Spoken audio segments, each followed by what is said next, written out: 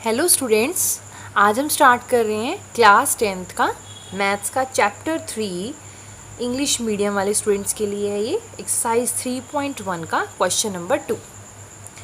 The coach of a cricket team buys 3 bats and 6 balls for ₹3900।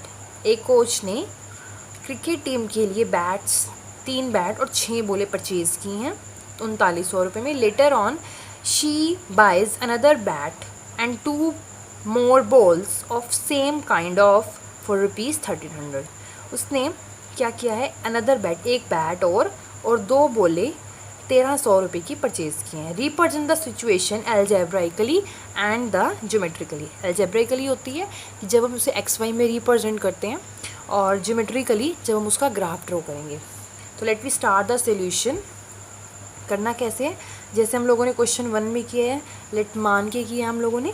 Late the cost of 1 bat is ₹X। Let the cost of 1 ball, bat की भी ball की भी, दोनों चीज़ें खरीदी है हमने, ₹Y। एक्स और वाई मानेंगे क्योंकि हमारा जो टॉपिक है वो यही है, pair of linear equation in 2 variable. तो 2 वेरिएबल लेने हैं, 2 वेरिएबल बोला है, एक्स और वाई, तो 2 वेरिएबल लेने पड़ेंगे। और पेयर है जोड़ा, तो हमें तभी 2 इक्वेशंस दी हुई हैं। एक है 3 बैट 6 बॉल वाली, एक अनदर बाद में उसने फिर से 1 बैट और 2 बॉलें परचेज की हैं, तो दूसरी इक्वेशन हम उससे बनाएंगे। तो बनाते हैं आगे। अकॉर्डिंग टू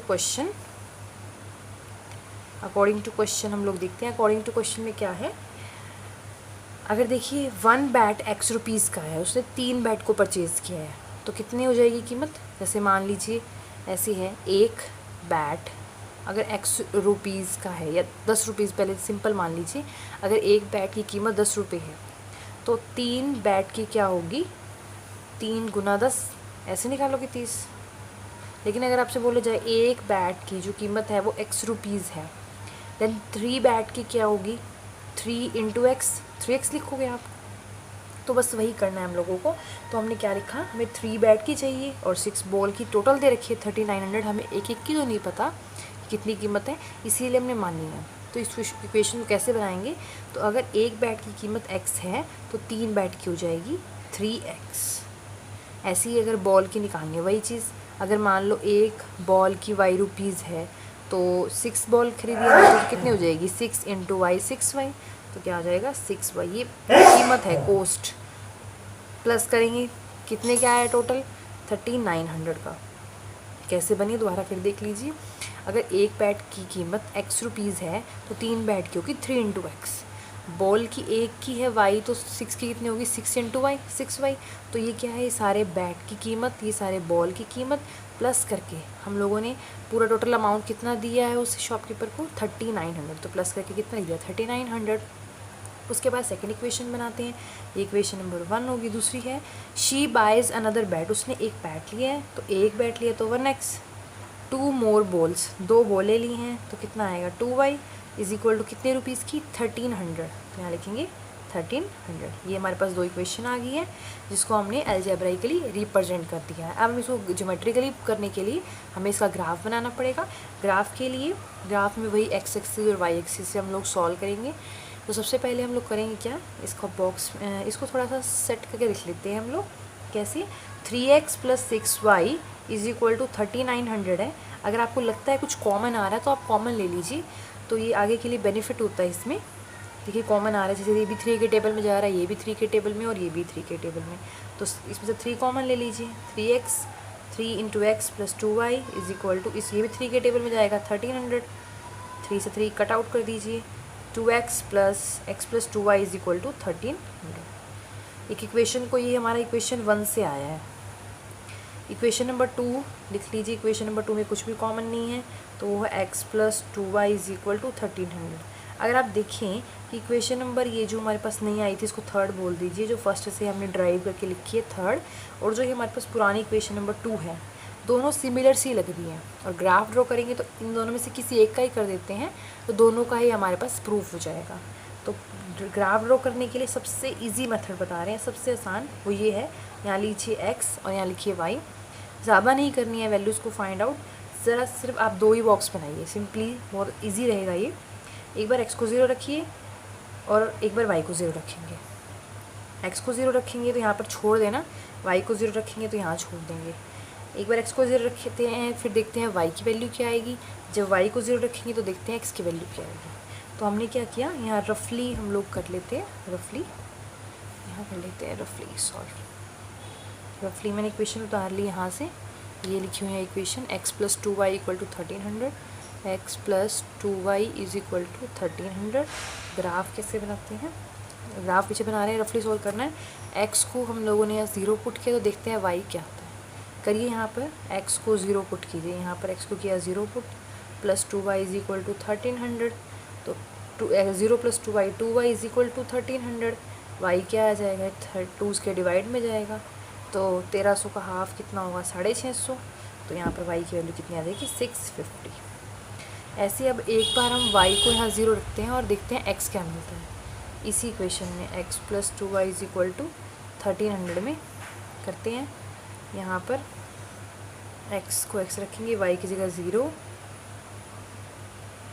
ये 0 × समथिंग 0 + x = 1300। तो x कितना आ जाएगा हमारे पास, 1300। तो हम यहाँ लिख देंगे क्या, 1300। बस इतना कीजिए। दोनों इक्वेशन सेम होने की वजह से इनका एक ही बॉक्स बनेगा। अब हम बना रहे हैं ग्राफ। ग्राफ के लिए हम लोग पॉइंट्स यहाँ लिख लेते हैं, पॉइंट्स इक्वेशन उतार लेते हैं। ये है x + 2y = 1300 थी। पॉइंट्स जो आए थे हमारे पास, ये आए थे, ये आए हुए 0 और 650, ऐसे लिखना है आपको यहाँ पर। ये 0 और 650, 0 और 650 और 1300 और 0, 1300 और 0।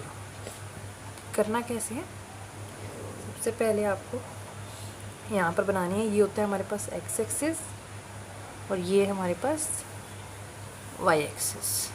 तो आप ये देख लीजिए कितने डिजिट तक रिपीट हो रहा है। यहाँ पर 650 और 1300 तक की काउंटिंग आ रही है। तो आप अपनी तरफ से ले लीजिए गैप ले लेते हैं हम लोग। ये हमारा 0 होता है जिसको ओरिजिन बोलते हैं हम लोग।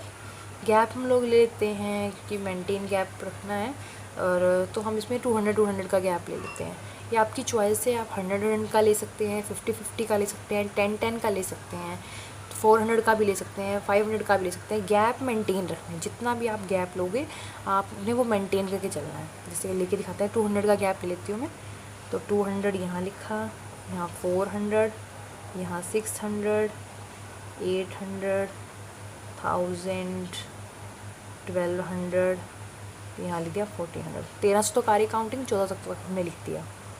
यहाँ 200, 400, 600, 800, 1000, 1200, 1400, दोनों तक मैक्सिमम यहीं तक काउंटिंग जा रही, तो हमने यहाँ तक लिख दी।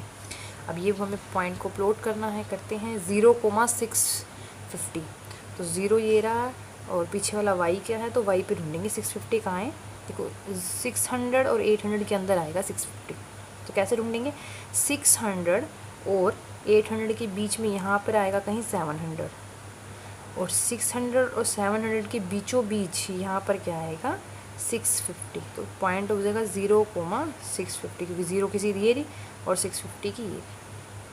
दूसरा ढूंढते हैं 1300 एंड 0, x पे 1300, वो आपको मिलेगा यहाँ। कैसे ढूंढेंगे, 1200 और 1400 के बीच में यहाँ मिलेगा हमें 1300, और 0 की सीधी यहाँ से देखेंगे तो ये पॉइंट आ जाएगा हमारे पास 1300, 0, ये पॉइंट। और इस पॉइंट को इस पॉइंट से हम लोग मिला देंगे ऐसे ही, और इसके ऊपर आपको इक्वेशन का नाम भी लिखना है जो ये वाली जिसका हमने ग्राफ ड्रॉ किया है। ये बस इतना ही करना है आपको। Thank you. ये आपका क्वेश्चन कंप्लीट हो जाता है।